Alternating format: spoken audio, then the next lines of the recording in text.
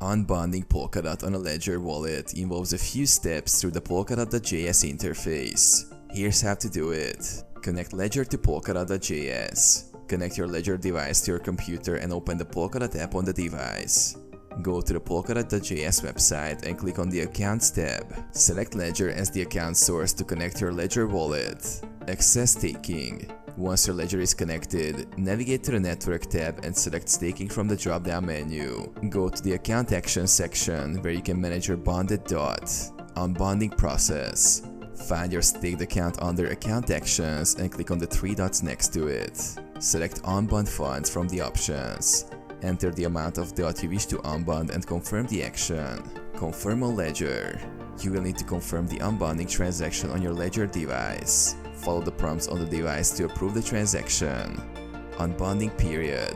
After confirming, your DOT tokens will start the unbonding process.